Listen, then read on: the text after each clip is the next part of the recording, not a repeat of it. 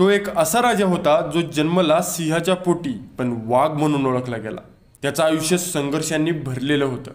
इतिहासाने ज्याला बंडखोर ठरवलं, खरं तर तो स्वराज्याचा खरा शिलेदार होता. हा आहे छत्रपती संभाजी महाराज. छावा.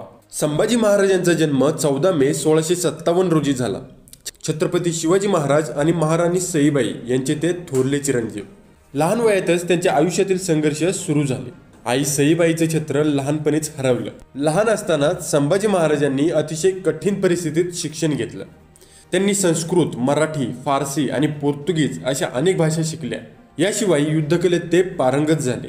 तलवारबाजी, घोडेस्वारी आणि राजकारण या सर्व गोष्टी त्यांनी लहान वयातच आत्मसात केल्या. त्यांच्या लहानपणीच काहींनी त्यांना बंडखोर म्हटले, पण त्यांच्या मनात नेहमीच स्वराज्याची आणि स्वाभिमानाची ज्वाला दगदगत होती. संभाजी महाराजांचं पराक्रमाचं युग सुरू झालं ते वयाच्या 16व्या वर्षी. लहान वयातच त्यांनी मराठा साम्राज्य मजबूत करण्यासाठी अनेक युद्ध लढली. संभाजी महाराजांनी स्वराज्यातील किल्ल्यांची सुरक्षा अधिक बळकट केली. त्यांनी दुर्गराज रायगडावर विशेष भर दिला. त्यांनी मुघल, पोर्तुगीज आणि इंग्रजांसारख्या बलाढ्य शत्रूंना अनेकदा पराभूत केलं. त्यांच्या मोहिमांमुळे मराठा साम्राज्याची शक्ती वाढली. संभाजी महाराजांची सर्वात मोठी ताकद म्हणजे त्यांच्या धाडसी मोहिमा. इतिहासातील एकमेव राजा होता ज्याने 9 वर्षात 120 लढाया लढल्या आणि एकही लढाई हरला नाही. त्यांनी गोव्यातील पोर्तुगीजांविरुद्धही आक्रमण केलं आणि त्यांना जोरदार प्रतिकार दिला. संभाजी महाराज हे अत्यंत धर्मनिष्ठ होते. त्यांनी हिंदवी स्वराज्याच्या रक्षणासाठी प्राणपणाला लावले. छत्रपती शिवाजी महाराजांच्या मृत्यूनंतर संभाजी महाराजांनी छत्रपती पदाची जबाबदारी स्वीकारली. पण हे पद स्वीकारणं त्यांच्या दृष्टीने सोपं नव्हतं. त्यांच्या विरोधात अनेक कट कारस्थानं रचली गेली. स्वतःच्याच लोकांनी त्यांच्या नेतृत्वावर शंका घेतली. पण संभाजी महाराजांनी ठामपणे छत्रपतीची भूमिका निभावली. छत्रपती शिवाजी महाराजांचा सगळ्यात मोठा शत्रू औरंगजेब मराठा साम्राज्य संपवण्यासाठी निघाला होता. पण त्यालाही कळून चुकलं, वाघ गेलाय पण त्याचा छावा अजूनही जिवंत आहे. संभाजी महाराजांनी त्याला जोरदार विरोध केला. त्यांनी अनेक मुघल किल्ले ताब्यात घेतले आणि अनेक वेळा औरंगजेबाच्या सैन्याला पराभूत केलं.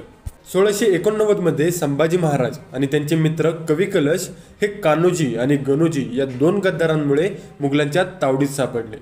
संभाजी महाराज आणि त्यांचे विश्वासू कवी कलश यांनी संगमेश्वर येथे विश्रांती घेतली असताना अचानक मुघलांच्या 5000 सैन्यांनी त्यांच्यावर हल्ला केला. संभाजी महाराजांच्या 150 सैनिकांनी अखंड प्रयत्न केले, परंतु अखेर स्वराज्याचा छावा जेरबंद झाला. औरंगजेबाने संभाजी महाराजांना धर्म बदलायला लावण्याचा प्रयत्न केला, पण संभाजी महाराजांनी ठामपणे नकार दिला. संभाजी महाराजांच्या शेवटच्या शब्दामध्ये ते म्हणाले, माझा धर्म, माझं स्वराज्य हेच माझं सर्व काही आहे. मी मरण स्वीकार करेन पण धर्म कधीही बदलणार नाही. संभाजी महाराजांचा 40 दिवस अमानुष छळ केला गेला. त्यांना जिवंत ठेवून हाल करून ठार मारलं गेलं.